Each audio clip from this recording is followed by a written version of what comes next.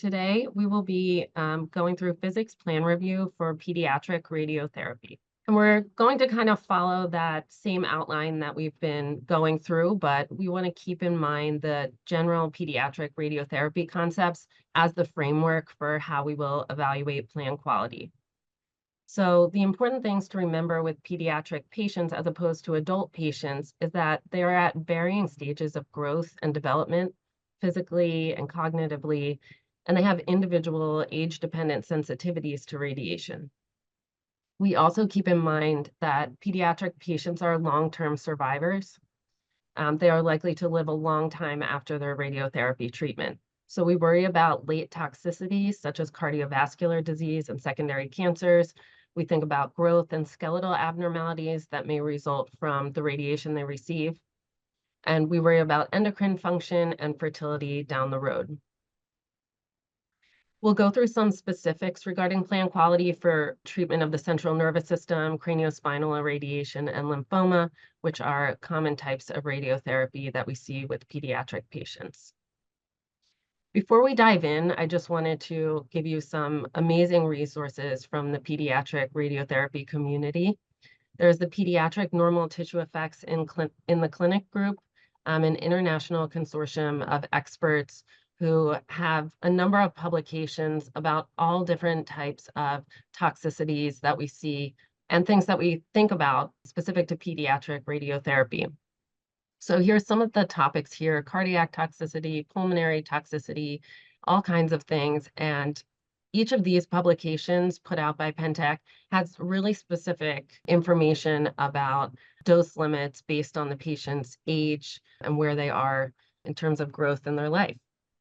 And then we also have the Children's Oncology Group and COPE, the European Society for Pediatric Oncology. These groups have great resources in terms of recommendations and kinds of research going on. They're a great starting point for any information that you need regarding dose constraints, dose limits for pediatric patients.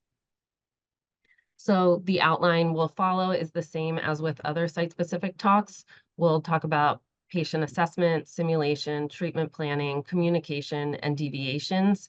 And we'll just use that framework and really dig into the details specific to pediatric treatment.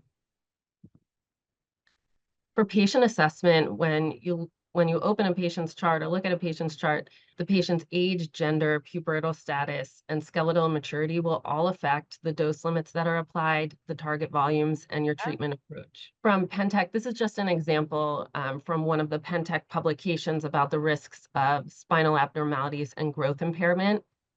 They have, for children less than 6 years old, the dose to the spine should be kept to less than 20 gray. For children less than 2 years old, the dose to the spine should be kept somewhere around 10 to 15 gray.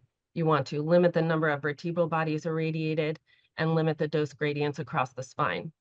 And so these concerns, we have more concerns about growth irregularity with younger children, and then with older children, these may be less of a concern. So just showing that where the patient is in their life, their age is going to affect the dose constraints you use for treatment planning.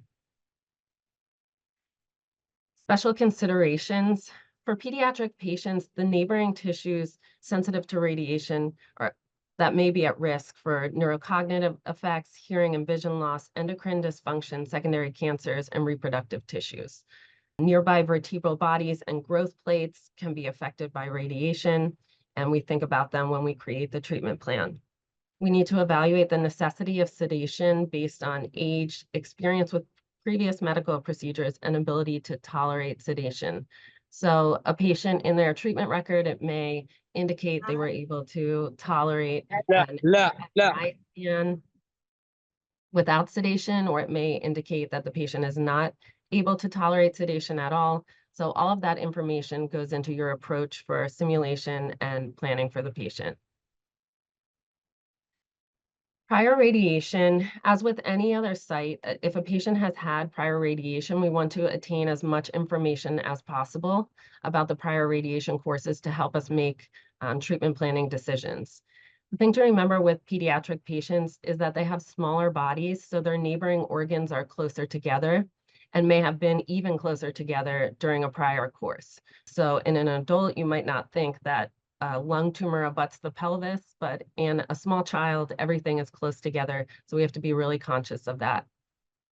So that's why it becomes even more essential to acquire DICOM files when possible so that you can create composite doses to make decisions for their current treatment course. We'll get into simulation.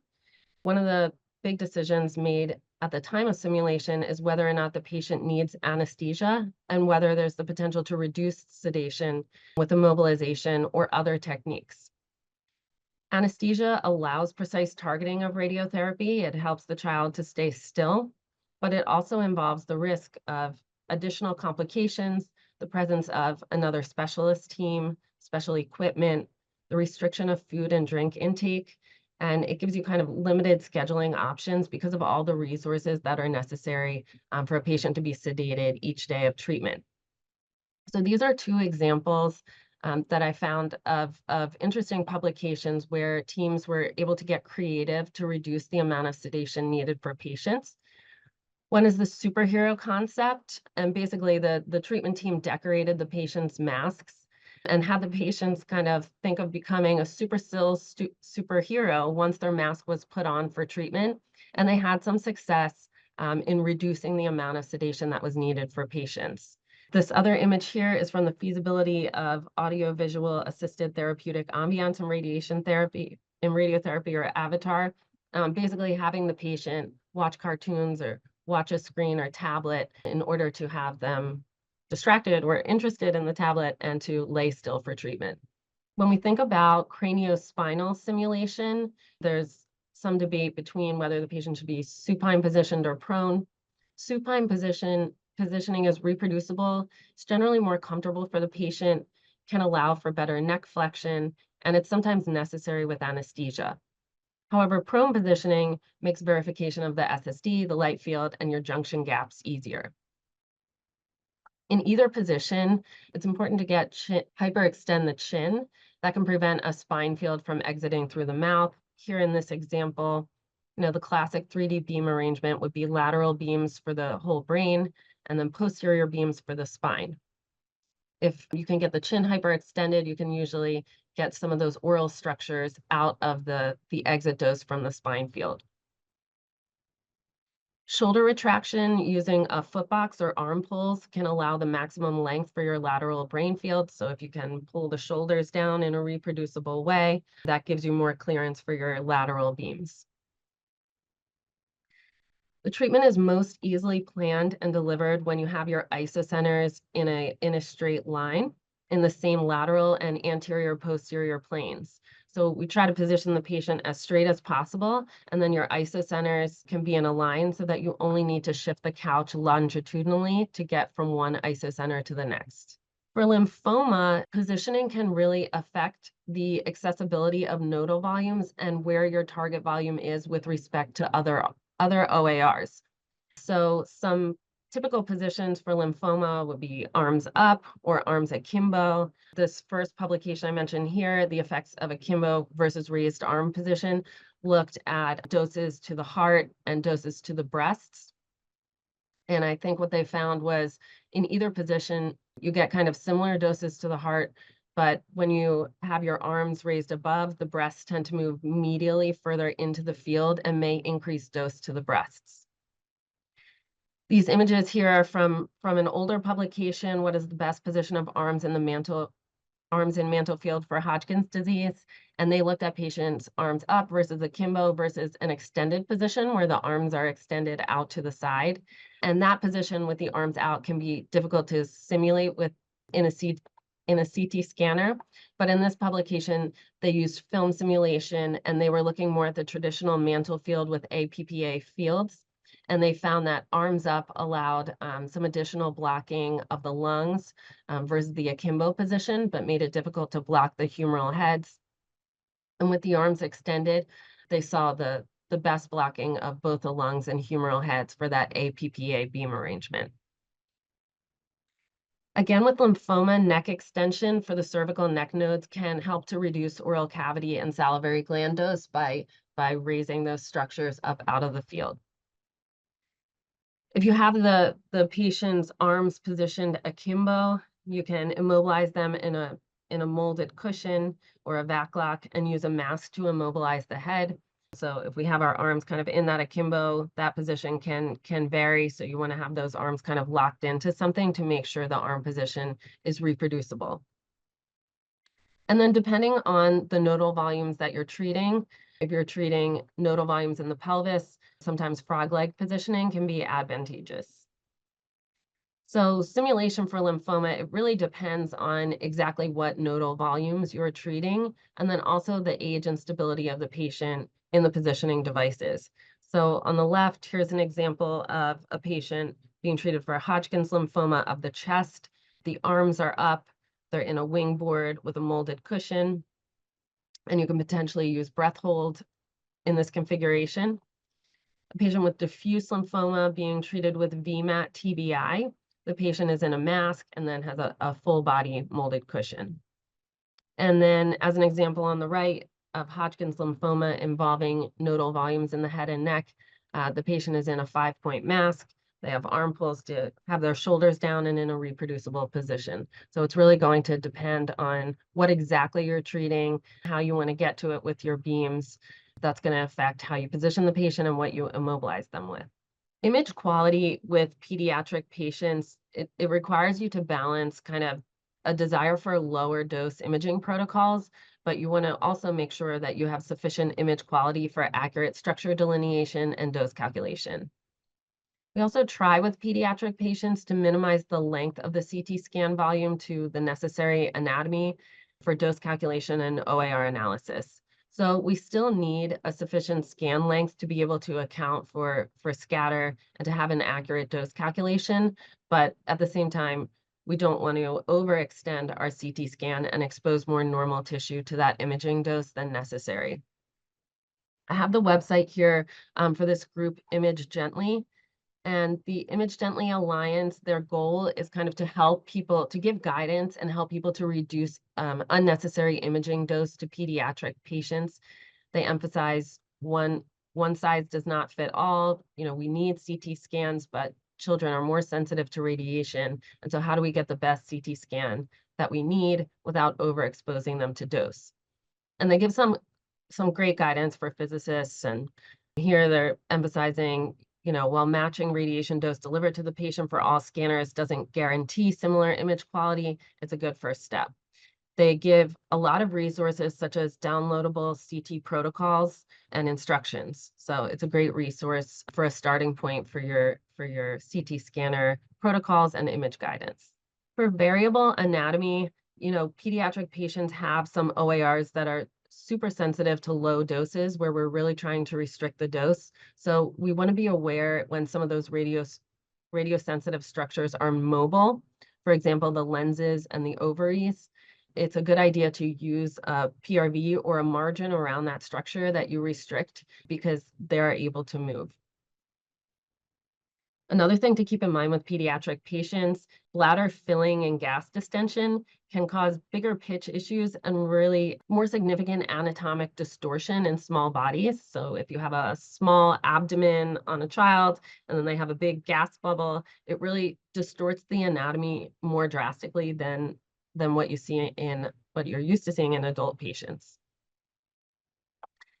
For shoulder and arm positioning, this can be important for VMAT, CSI, or really any site that you're using VMAT or IMRT where the arms and the shoulders come into play. If you're avoiding those structures because they can move, you want to give a significant margin and make sure that even if the arms are off a little bit or the shoulders are out of place slightly, that you're still avoiding those structures so that they don't affect the dose that's delivered to the patient. You want to keep in mind in general the child's ability to be still and ensure that every reasonable measure is taken to ensure reproducibility. So if you have the arm and shoulder positioning consideration, you're worried about that, make sure they're immobilized in the best way possible. In terms of contrast and implanted devices, we really think about those things similar as to adult patients, identify contrast or metal artifacts and objects that would be present during simulation but absent at the time of treatment, and override those things as possible in the same way we've been giving guidance on all of our site-specific talks. Implanted electronic devices, I haven't come across too many specific to pediatric patients, but any electronic device, follow appropriate management from TG 203 as well as your own institutional guidelines. For image transfer, pediatric planning typically requires a number of image sets that may be from other departments or other locations. So it's important to develop a clear naming scheme with the modality, series, and date to make sure that the correct structures are used for contouring and for planning. Motion management. We think about motion management in a similar way as we do for adults. So a 4D CT may be recommended in the thorax or abdomen where things are moving.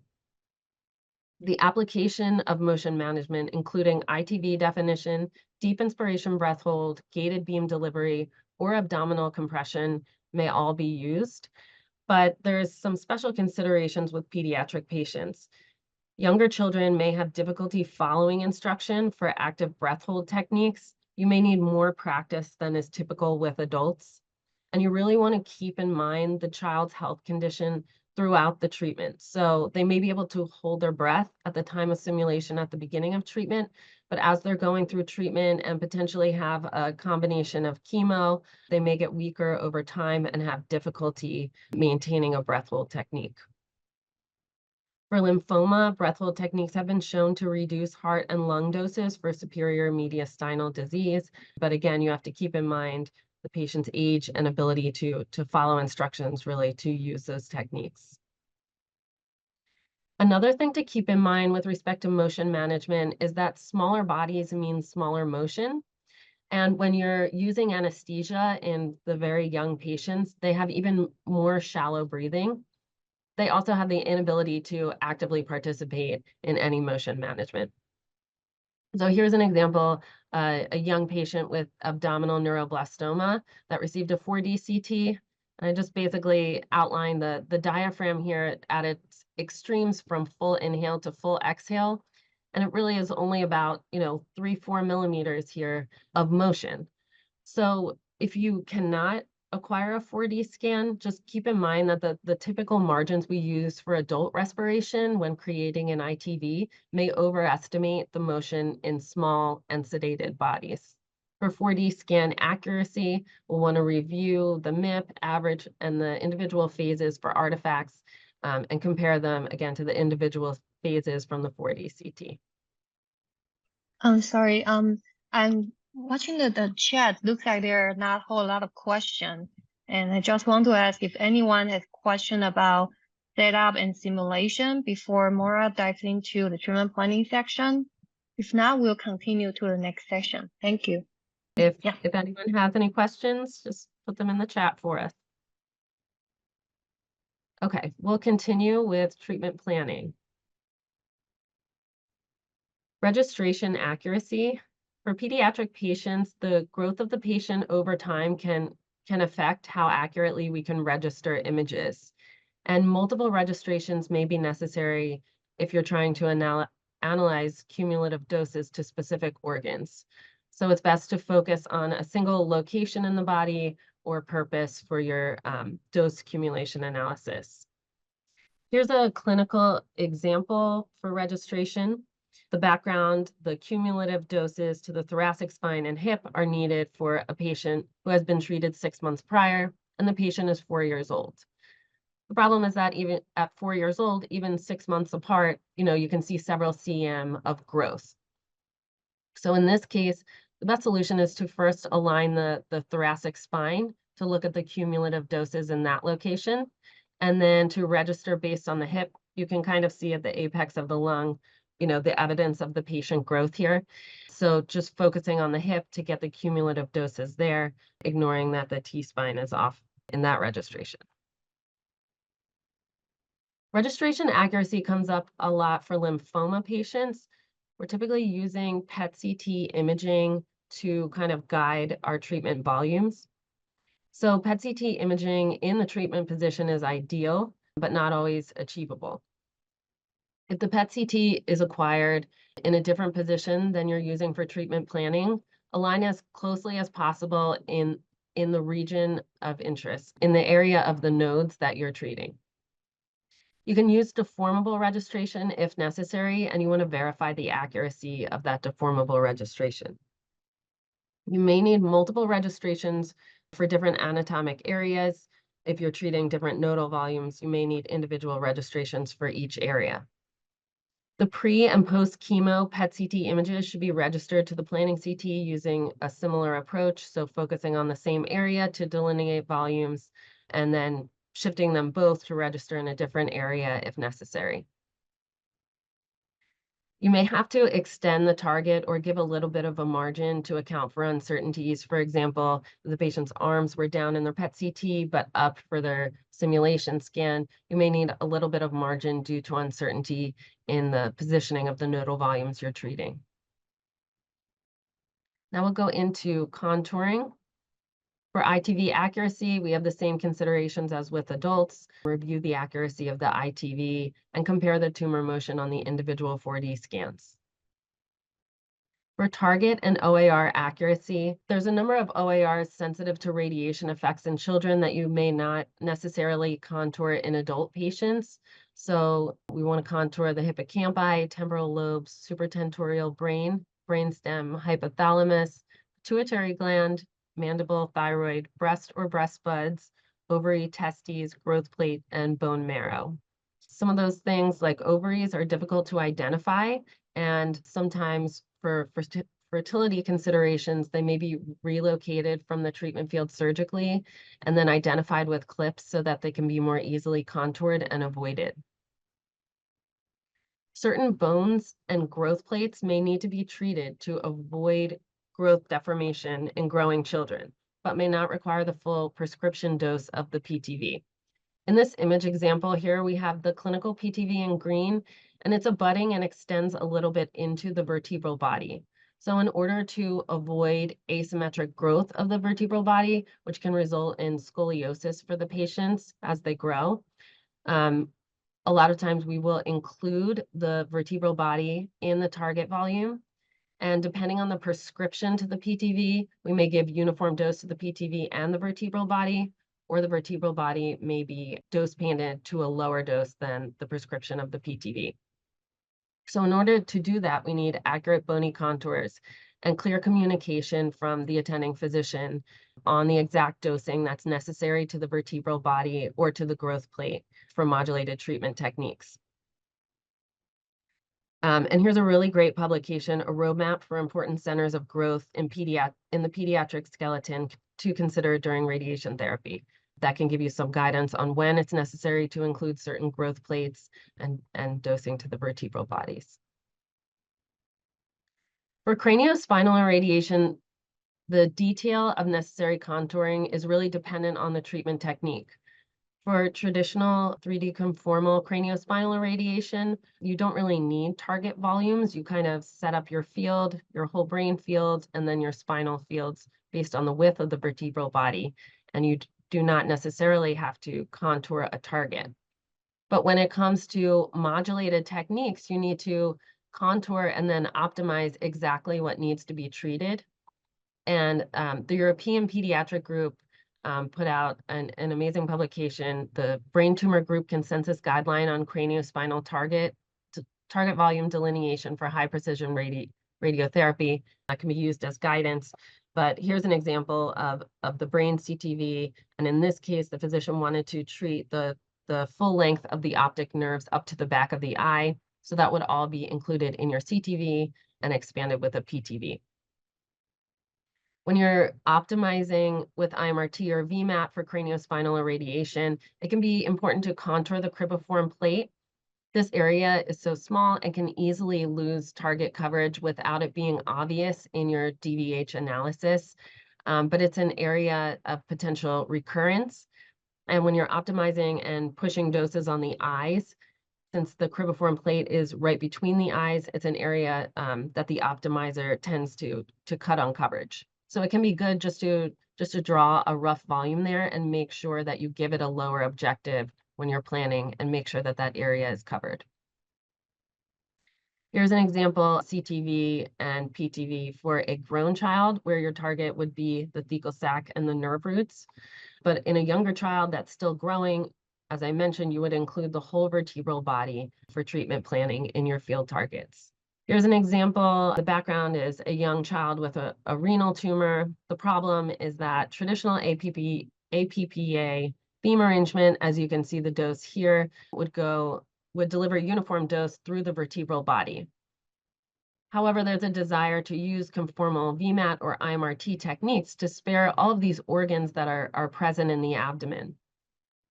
So if you're going to use a conformal technique, you still need to think about giving asymmetric or gradient doses across the vertebral body.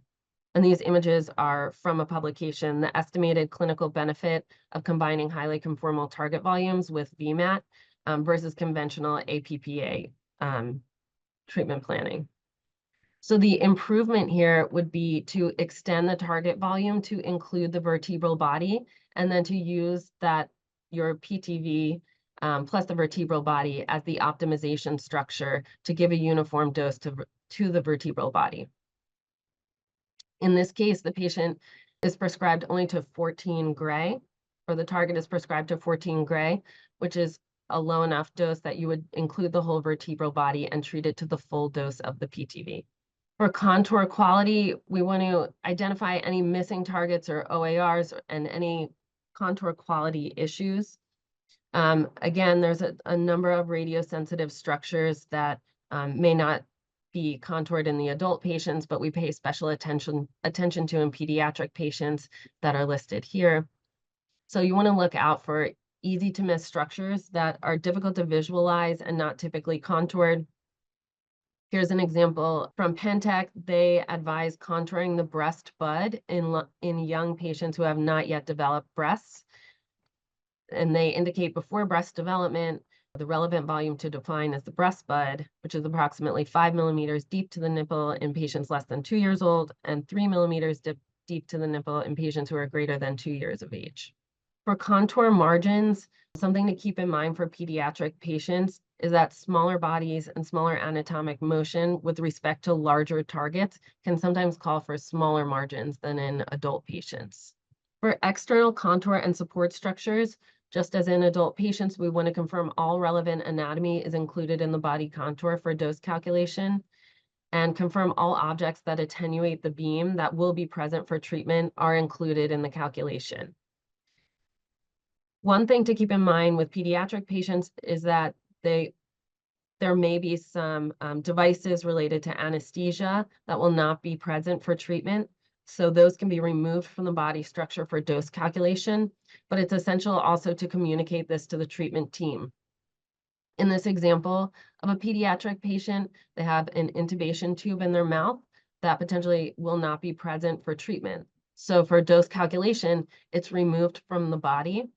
But in terms of DRRs that the therapists see, they would still see this device in the DRR. So it's important just to note to the treatment team if you've excluded something from the body structure that they may see in the DRR and be concerned about. Density overrides confirm you've applied any density overrides as necessary for high Z material contrast and any imaging artifacts. For flash considerations, confirm that flash is used when it's appropriate, and understand the potential for excessive superficial fluence due to a lack of scatter in IMRT and VMAT. And in CSI with 3D planning, we have our typical flash margins on the whole brain. And then anything that comes close to the surface of patients, and sarcomas can be a good example, where you have a shallow target on a small body. Sometimes you may have to wrap it around an entire limb, and you would follow similar flash and bolus recommendations for VMAT as have been spoken about in the other sites, such as breast. Okay, we've reached our first Zoom poll. A 4-year-old pediatric patient has a tumor abutting the spinal column. The PTV extends partially into the vertebral body. The target contour should include the vertebral body to the extent and dose that will minimize growth abnormality, cover all nearby vertebral bodies to full prescription dose, be cropped away from the bone to avoid growth abnormality, or remain unchanged as the patient has finished growing. All right, looks like we have more than half the attendees answer the question, and the trend is kind of clear. So I would end the poll, share the results. All right, so it looks like the majority of you got the correct answer.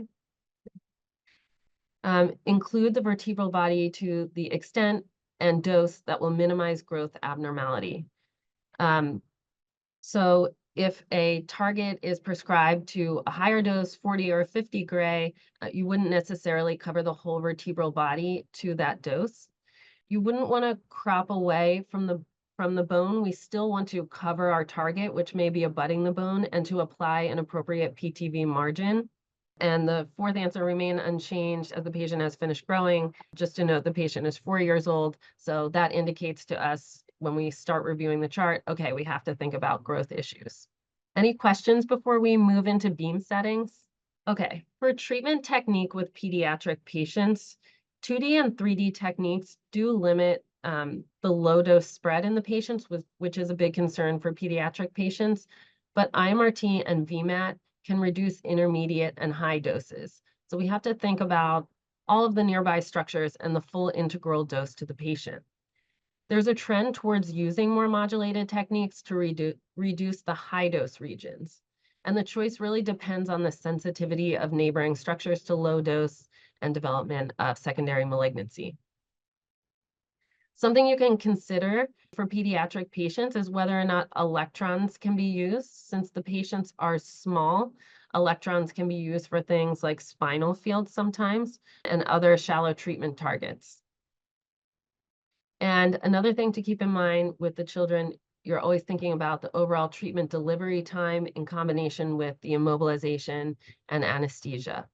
Beam arrangement for pediatric patients in general, we want the field arrangements to be selected considering achieving doses that are as low as reasonably achievable to all of normal tissue. Modulated techniques, including non-coplanar approaches, can increase low dose spread, but can reduce the overall integral dose by creating more conformal high dose for certain tumors. When modulated techniques are used, we have to pay special attention to limit the low dose spread through radiosensitive anatomy, such as the breast, thyroid, ovary, and testes. Here's an example of non-coplanar beams used to treat CNS. There's 4 images here. On the left is coplanar IMRT. The next one is non-coplanar IMRT. Then we have coplanar VMAT and non-coplanar VMAT. So the non-coplanar IMRT, you can see it reduces dose to the contralateral temporal lobe, optic structures, hippocampi, and it's able to reduce the dose in the range of 10 to 20 gray to the brain. So this helps to reduce potential cognitive effects and secondary malignancies. If you look at this DVH over here, what you see is the non-coplanar beams do increase the dose kind of below 10 gray there, but then show more conformity at higher doses and significantly reduce the dose between 10 and 20 gray in this case, which again can have a significant impact on the potential cognitive deficits as a result of radiation in these patients. Here's a clinical example regarding the beam arrangement. So the background is we have a large CNS target and it's abutting many critical structures. Non-coplanar beams were used to avoid OARs and to create a conformal dose distribution. And if you look at the isodose lines, this looks like a good plan. But the problem is that one of the non-coplanar beams that was selected exits through the patient's throat, the back of the mouth, potentially giving dose to the thyroid. So you see this beam that was selected gives exit dose, unnecessary exit dose to normal tissues. And this is not easily visible if you just review with the isodose lines. So the improvement would be to change that problematic beam angle, select non-coplanar beams that can block OARs without sending that low exit dose through long paths of uninvolved normal tissues. So with any of these cases with non-coplanar beams, you want to review the low dose spread. And here you can see the final plan. We don't have that trailing dose exiting through the throat and the oral structures. For beam arrangement for craniospinal irradiation, we could probably spend a whole hour discussing different techniques. So I'm just going to go through some key points. With 3D conformal, I have an image from a paper here, a simple technique for craniospinal radiotherapy in the supine position. We typically use lateral fields for the brain and C-spine so that we're able to block the face and the lenses while allowing sufficient coverage of the cribriform plate. The collimator for the brain field is angled to match the divergence of a posterior spine field. And then the brain field would either use a half beam block to prevent its divergence into the spine field, or you can use couch kicks to avoid the inferior divergence of the brain field into the exit dose of the spine field. It's common to use about a 2 millimeter gap at that junction to be conservative with respect to dose overlap in that region. If you need to use multiple posterior spine field, those are usually matched just anterior to the spinal cord, again, to be conservative with respect to dose overlap in that region. So you'll have a small cold spot there. Sometimes an extended SSD spine field may eliminate an additional match line. So we always want to go for the fewest amount of isocenters as absolutely necessary. So if the full extent of your posterior spine can't cover to the most inferior extent of your target, sometimes you can use an extended SSD technique to prevent having to add a second spine field, which would be a third isocenter for the treatment of the patient. Direct abutment of 3D fields in the way I'm describing requires feathering to prevent potential hot and cold spots. So we kind of set up our fields to be conservative with respect to dose overlap. And so we're intentionally creating areas of cold spots. So it's good to use a feathering technique, which basically means either shifting your jaw or closing and opening MLCs to move your junction every 8 to 10 gray throughout the treatment. The inferior border for the 3D field arrangement should be determined either by MRI or at or below S2. And your field width should encompass the spinal canal and the dorsal nerve roots or the sacral foramina. So as I mentioned, there's a trend toward using more modulated techniques for pediatric patients to reduce some of the high dose nonconformity with 3D planning. So there are many publications describing IMRT and VMAT planning for the craniospinal axis. And you can see here on the left is a 3D dose distribution versus a VMAT dose distribution. One thing you're able to do with VMAT is to create shallow gradients between the spine fields and at the brain spine match. So if you overlap the field, you can kind of artificially extend the penumbra and create a very shallow gradient between the fields. And when you sum the fields together, you can get a uniform dose. And this eliminates the need for feathering. And it also prevents the hot and cold spots that you typically see when you match 3D fields. The other thing that IMRT and VMAT can do is to reduce some anterior dose here by making the high doses more conformal to the target. So the isocenters in that case should be placed to allow overlap between the fields so that you can optimize the shallow gradient. And you can consider anterior avoidance sectors to minimize the low dose spread anteriorly. The purpose of using VMAT or IMRT is to create more conformal doses and to spare the organs at risk that are anterior to the target volume. So avoidance sectors can help minimize that low dose spread.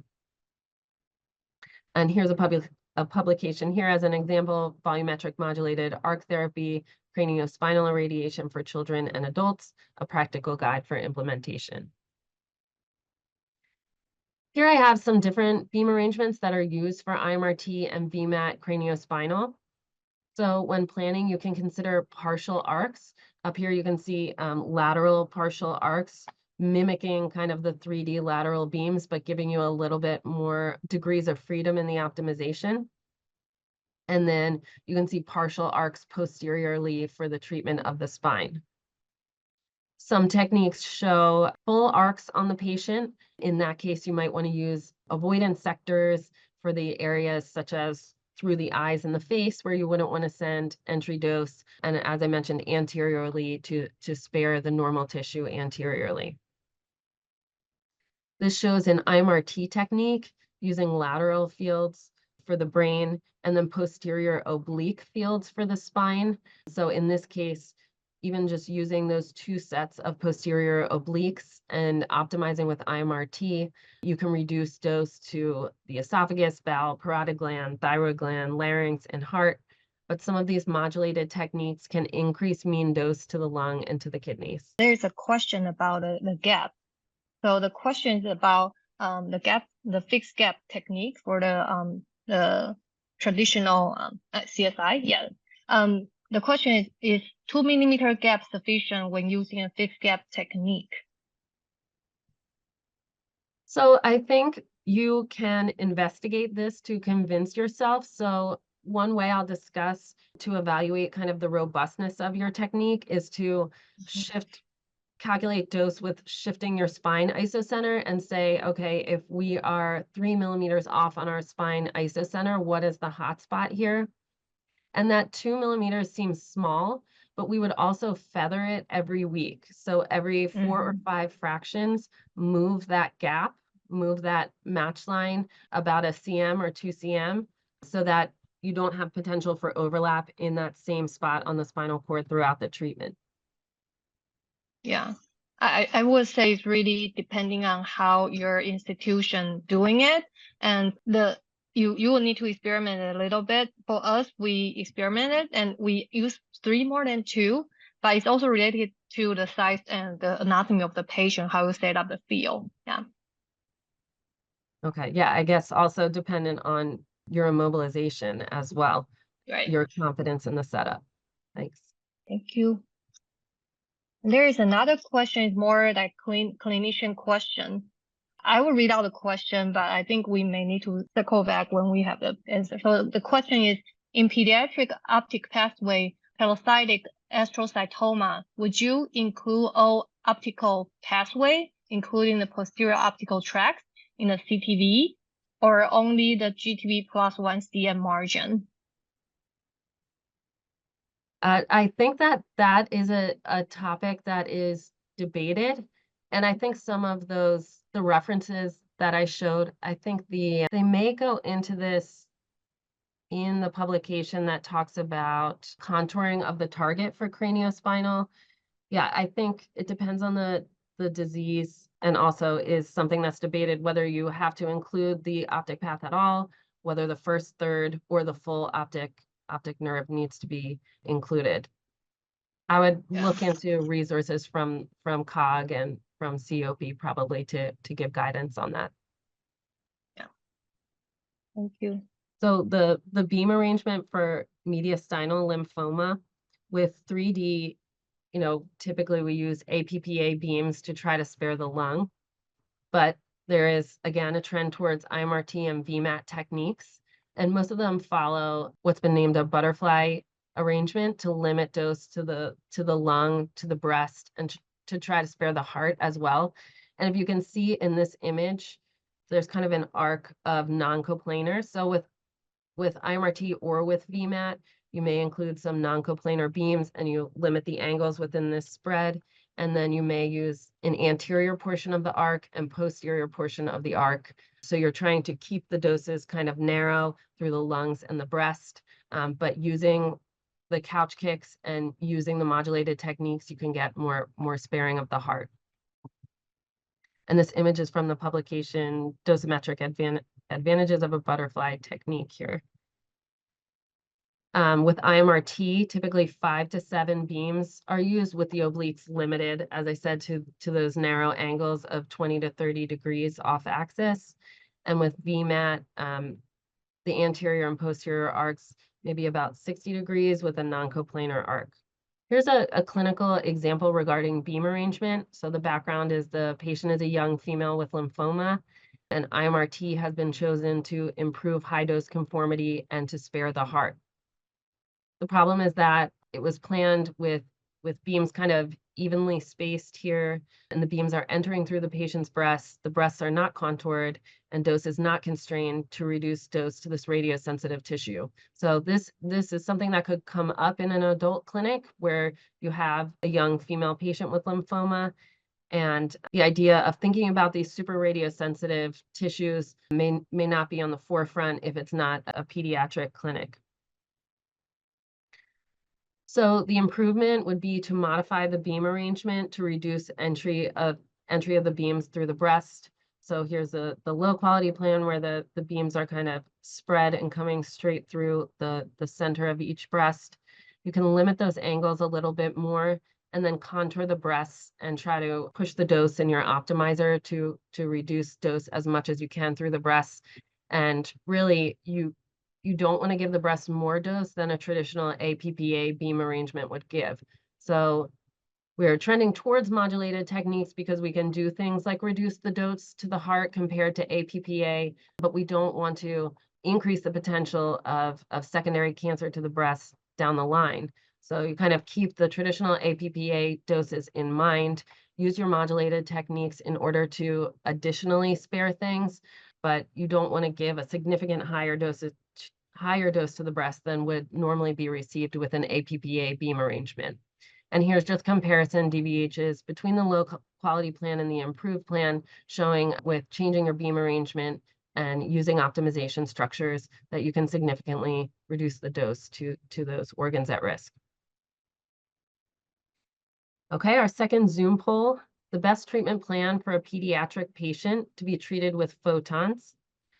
1 uses VMAT for the most conformal high doses. 2 uses a few 3D conformal beams to reduce low dose spread. Or 3 depends on the target location and the sensitivity of surrounding tissues. We'll give you a minute to submit your answers. Okay, a lot of people already answered a question and the trend is clear. So let me end the poll. Okay. Here are the results. Okay, and it looks like the majority of you got it right. There are scenarios where VMAT does a better job sparing integral dose to the patient, and there are times where we want to stick with 3D because we're really trying to reduce the spread of low dose. So it really depends on the target location and the sensitivity of the surrounding tissues. So great job answering that.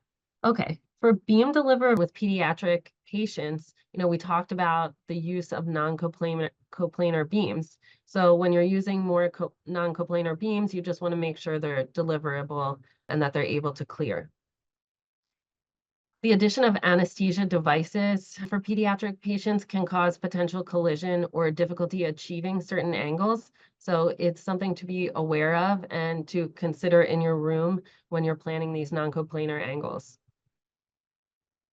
If the patient is using an angled board for lymphoma treatment, you want to check on the clearance of those posterior arcs. Again, this is a situation where you have a pretty far anterior, you may have a pretty far anterior isocenter, and then if the patient is elevated on an angle board, you may have collision issues posteriorly.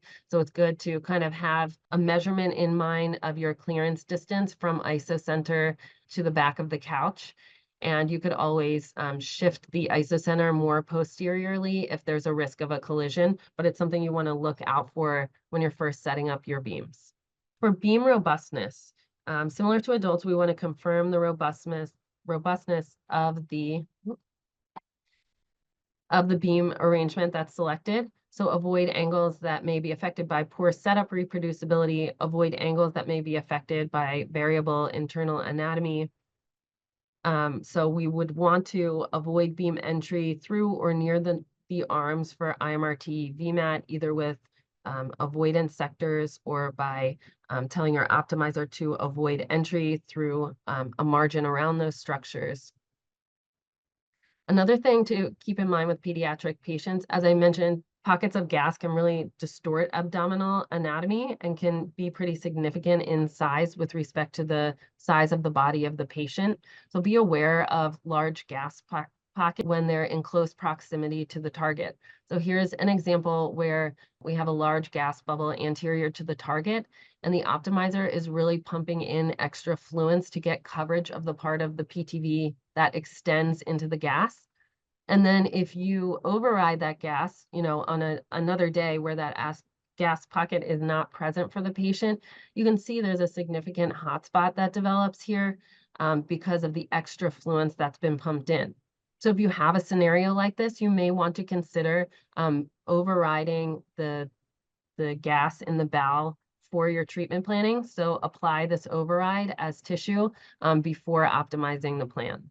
Beam energy, we really tend to avoid high energy in pediatric patients.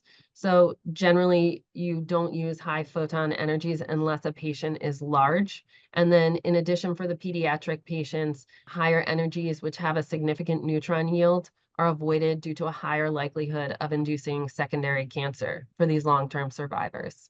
For collimator angles, you follow the same ideas as with any other site. You want to make sure your jaws can conform to the target, that the MLCs can close between the targets to block any normal tissue, and you choose angles that allow for dose shaping around the things you want to block. For VMAT, we similarly avoid a collimator of 0 and vary the collimator among arcs. As I mentioned with 3D CSI, the collimator for the brain field is going to be angled to match the divergence of the posterior spine field.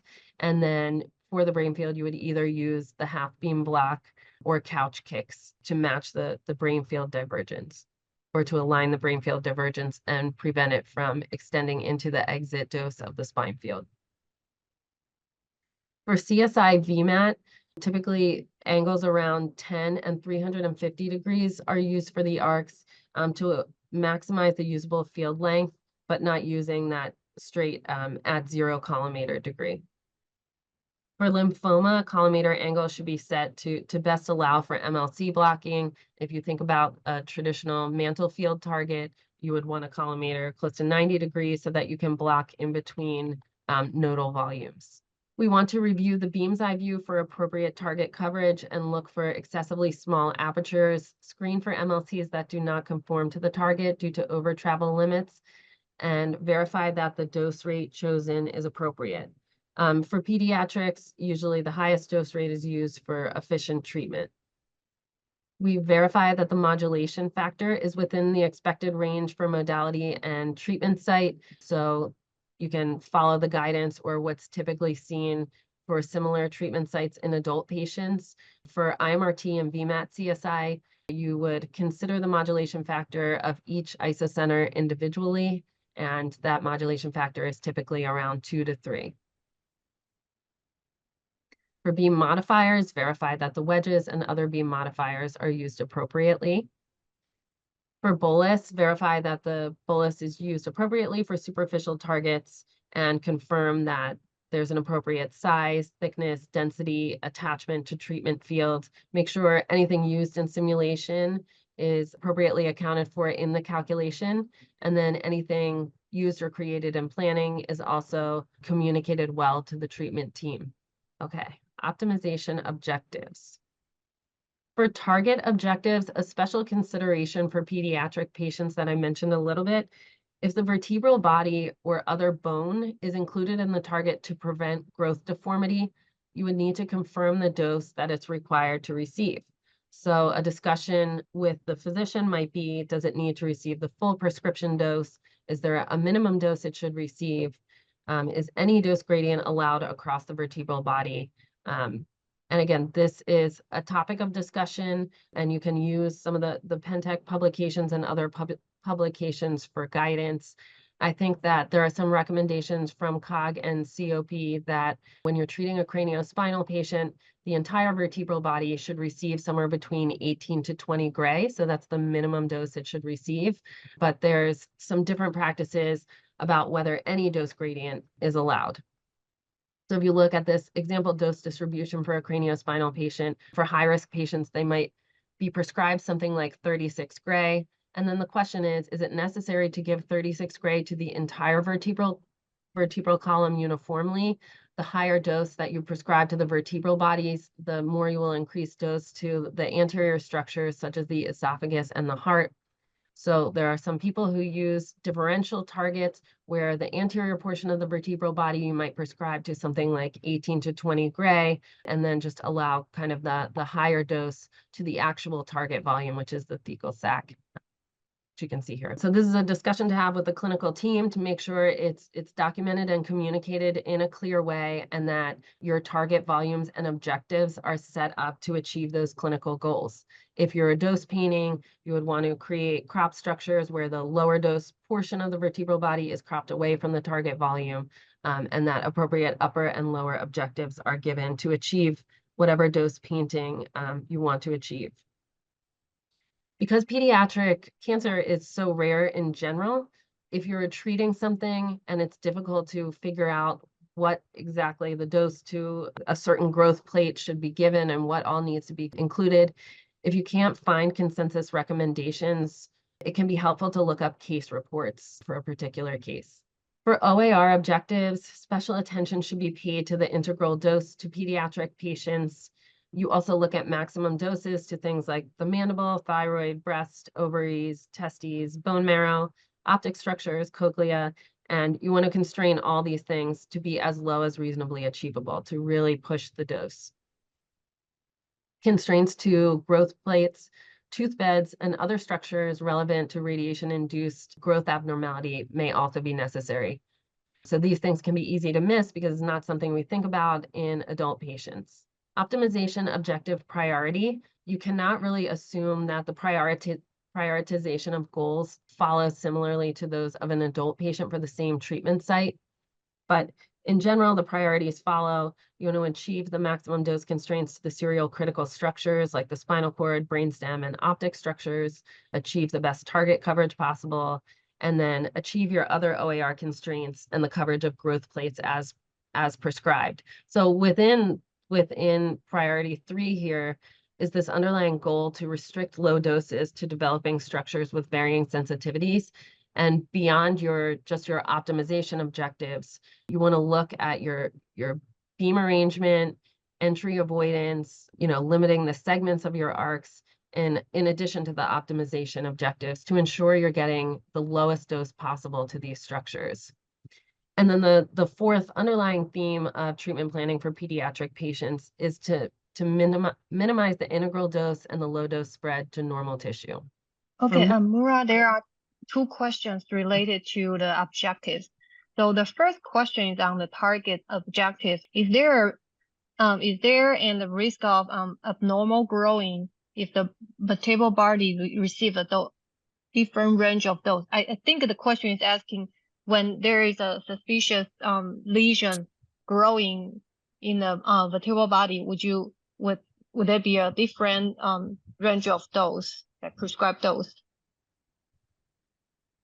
Yes, there could be, depending on the type of tumor. If I'm trying to think, if it's a chordoma or chondrosarcoma, I forget which one will grow in the vertebral body, you would prescribe according to the type of the disease. So in those cases, you may deliver higher doses to the vertebral body based on whatever is prescribed to that PTV. Got it. Yes, and then the second question is on the strategy of reduce the dose to the eyes for the CSI. Do you have a good strategy to reduce the dose to the eyes for CSI? I think that using an avoidance sector anteriorly, or not using anterior arcs where you're entering through the eyes. I mean, you could apply avoid entry and exit through the eyes, but you just want to make sure if you're really pushing the dose to the eyes and trying to lower the dose to the lenses, that you have that cribriform plate structure that you're applying a minimum dose constraint to, because the cribriform plate really needs to receive the full prescription dose. Thank you. Okay. For gradient tools, we would confirm the appropriate use of integrated planning tools or dose shaping structures like rings to achieve our desired dose gradients. And some examples are the normal tissue objective function, dose fall-off objectives, and rings. I wanted to note that some planning systems have an auto-feathering algorithm and robustness tools, and they help you to create a shallow gradient between inverse planned match fields, and they help you to evaluate the effects of the isocenter shifts. So we'll talk a little bit about that. If a treatment planning system does not have an automatic tool that can help you to robustly match the beams, you can still achieve shallow dose gradients at the field overlap. So basically you would set your isocenters of the fields to make sure that they overlap by several cm. And then what you can do is you can break your target structure. Here you see the brain target structure. And then you would skip a couple slices and then create a structure where you copy your target volume in the C-spine there and create a series of small structures, which are copies of your PTV with gaps in between them. And then you can use your optimization objectives to optimize this kind of stretched out penumbra in the area where the beams will match. So you can see this blue structure. This is going to receive 100% of the dose from the brain fields. So you would give a lower and upper objective at the prescription there. And then this next substructure of the target volume here, which is light blue, if you can see it, that structure I would optimize to achieve 80% of the dose from the brain field. So here you can see upper and lower objectives around 80%. And then complementarily in the spine field, I would optimize that same structure to receive 20%, the remaining 20% of the dose from the spine field. So this is just looking at the brain field optimization. We have 100%, then 80% from the brain field here, 60% here, 40% here, 20% here. And then below that would be the part of the target volume receiving 100% from the posterior spine field. So basically you're copying slices to substructures, leaving gaps between them, and then giving each substructure an upper and lower dose objective to create this stretched out slow gradient between the fields. So when you're doing this technique, if you don't have an automatic way of doing this in your optimization algorithms, it's pretty complicated. So the first thing you want to do is focus on target coverage, make sure you're applying the correct upper and lower objectives to the correct fields. And then once you get kind of uniform coverage, focus on cooling the hotspots. Something to note for CSI, NTO does not work well for complex and off-center targets. So it would not be useful for CSI optimization. It may be better to apply a manual ring for constricting the high dose. And these are just rough guidelines. The dose falls to about 95% within 5 millimeters, from 95 to 85, 5 to 10 millimeters from the PTV. And you may want to create a ring about 0.5 cm away from the PTV and set the upper objective at 90% of the prescription. Okay, Zoom poll number 3. How can a safe beam match be created for IMRT VMAT craniospinal? Set up abutting beams and optimize. Ensure the beams are set up to overlap by 5 cm and use an upper and lower objective on the target. Or ensure the beams are set up to overlap by 5 cm and use an auto-feathering algorithm or robustly optimize the gradient match. Okay, 2 and 3 are pretty close. We need more people to answer a question. Anyone else want to answer? All right, so I'll end the poll and share the result. Okay, it looks like 2 and 3 were pretty close. And this is a little bit tricky, but 3 is the correct answer. So even if you ensure that your beams are overlapping and you go into your optimizer and you give an upper and lower objective on the target, it's possible that the optimizer, if it's not specially designed for this robust optimization or auto feathering, it could create a steep fall off between the beams. And that's something that might not be apparent. You might see a nice uniform dose that's achieved. But when you look further into potential overlap by shifting the isocenters of the beams, you'll see that it's not necessarily a safe match. You want to use some technique, whether it's through the optimization algorithm or whether it's, as I just described, kind of a manual technique of getting this shallow gradient fall off.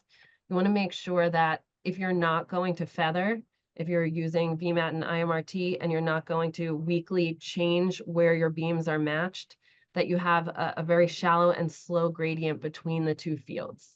Okay, there is a question. For CSI, do you QA the plan as usual, or do you focus on the overlap regions? If later, how do you perform the QA? Okay.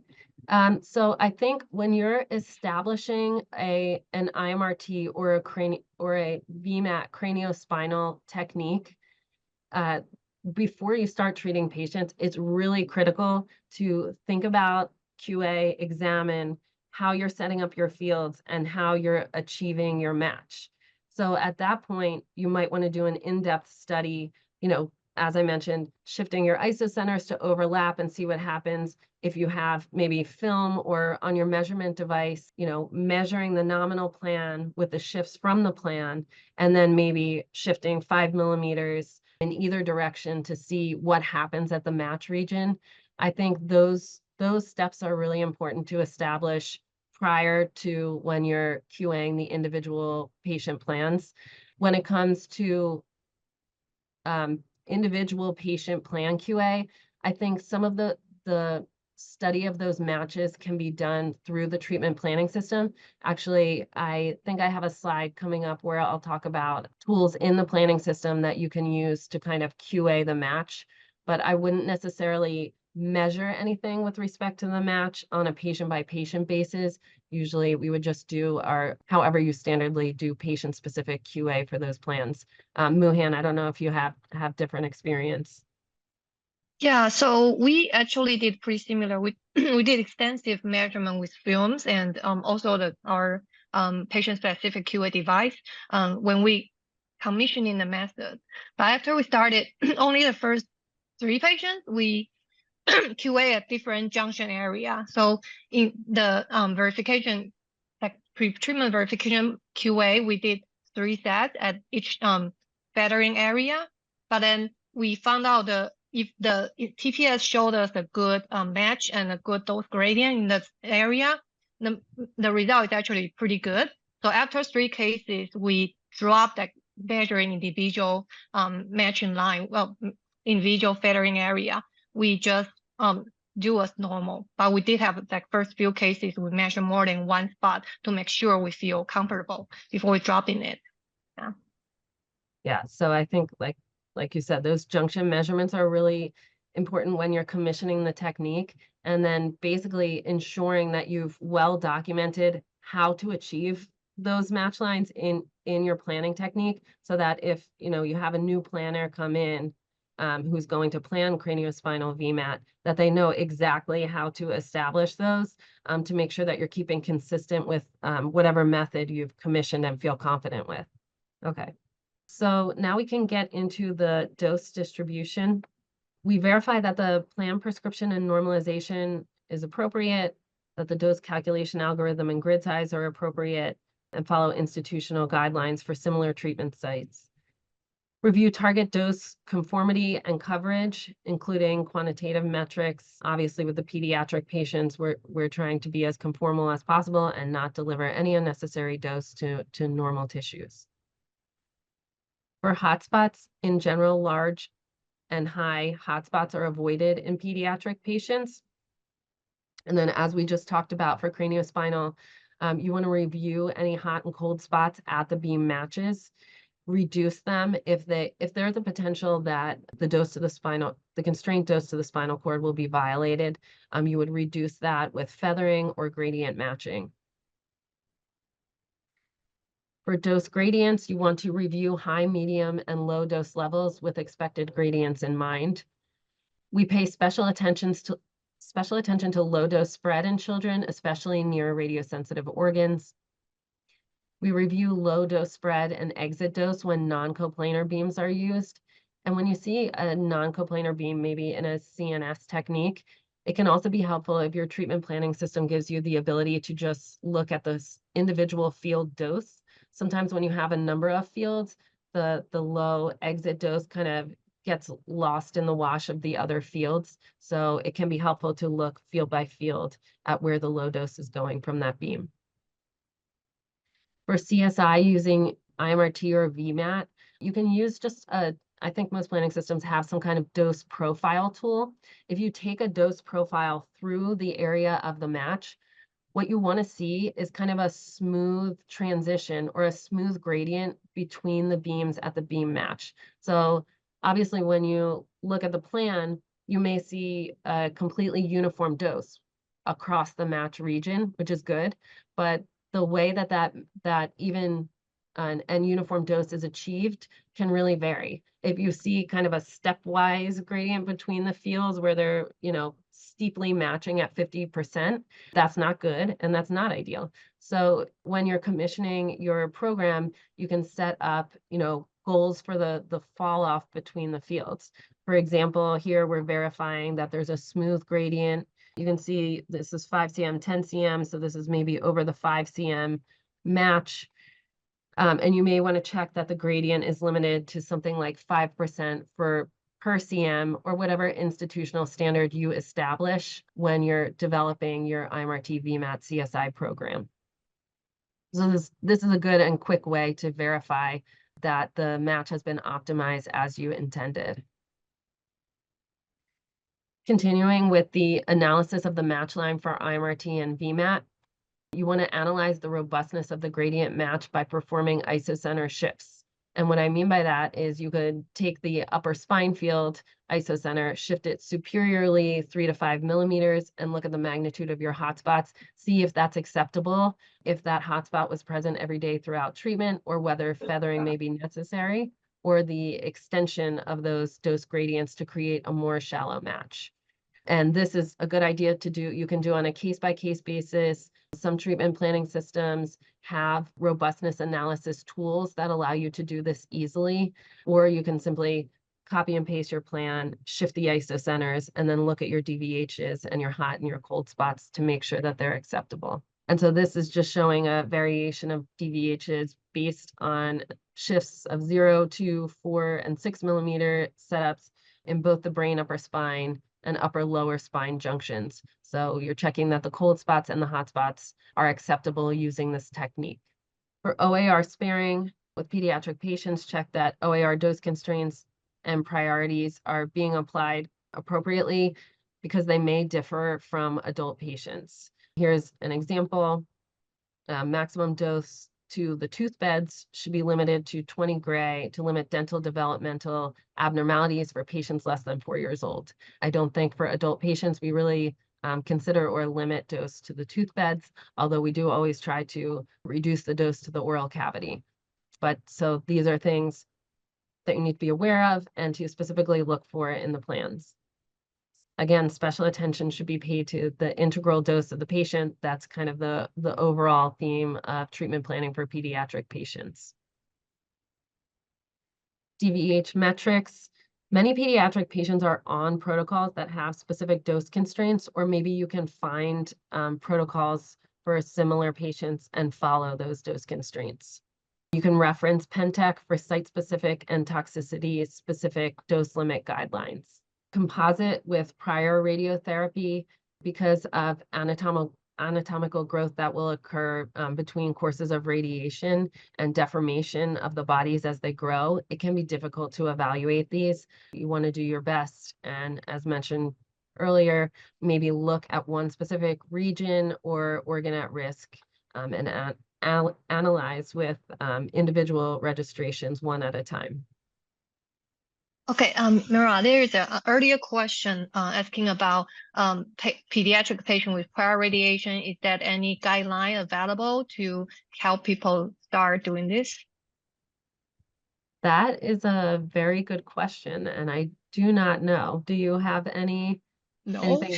Yeah. So I saw that I'm not aware of any recognized clear guideline from any group. There are some publications you may search, people share how they do it. And then I think in earlier lecture, we have that general lecture about how to do plan sum. And there's a Michigan paper talks about that. For us, we still use the same method, Michigan paper, how to sum up the dose and show the DVH and evaluate. Except for pediatric, our doctor usually will ask for more specific, I need this organ to be less than something. Yeah, so that's the only thing different we do here. Yeah. How about Maura, your institution? Yeah, I think we follow, similar to adults, maybe on the more conservative side. And then again, this is a case where you would maybe look for case reports. I know I've participated in case reports of patients that we've re-irradiated for certain diagnoses, sharing our results when we came up with a good technique. So that might be a time where you just scour for a case study that's similar, because every re-irradiation case is so different, and then pediatric cancers are rare and, you know, vary widely. So I would say, Yeah, there are little human beings, basically the same complexity as adult. You need to know a lot of things. Yeah. okay, so going into communication, confirm that necessary information is communicated to the therapist. We talked about, you know, if you're removing an anesthesia device from the calculation because it won't be present, and therapists see that in the DRR, they may question, you know, is this supposed to be there? So just communicating anything that you account for in treatment planning to the therapy team. Something to keep in mind is that IGRT instructions may differ from adults because we're trying to keep the imaging doses as low as reasonably achievable. There's a publication that gives a summary of practice patterns and recommendations for pediatric IGRT. So that's a wonderful resource.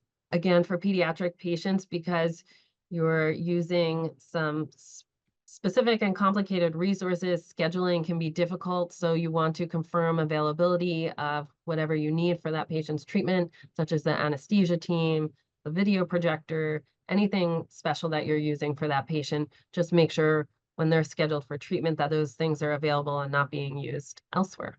I wanted to point out that CSI with feathering can be very messy in the OAS. It's very complicated. Craniospinal irradiation in general, you have a number of isocenters. It's complicated to deliver for the therapy team.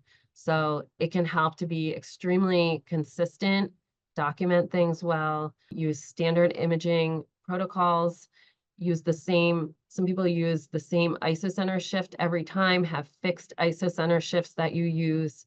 Again, the same like imaging procedure. We're going to image the brain, image the spine, image the lower spine, and start treatment at the brain. Whatever you do, just make sure it's consistent, because these are difficult things to treat. Make sure you have a standard way of gap verification if that's something that you do. And then treatment procedures like timeouts can be really key before you beam on, just saying out loud what you're about to do, what you have done. Okay, we imaged the brain and now we're about to treat the brain. These can all be very helpful to prevent treatment errors with this complicated delivery. Incident learning, enter any unexpected deviations or learning opportunities into the incident learning system. Even though pediatric patients have very individualized and different needs for each person, you can always learn for the future if something unexpected happens. And then I wanted to point out any newly hired planners and physicists who have not previously worked with pediatric radiation oncology may need special training and education regarding the considerations we've discussed for treatment planning. It's not really part of our formal education to learn about these specific considerations for pediatric patients. So it's good to make sure that anyone new to the team is kind of exposed to some kind of educational resource specific to pediatric patients.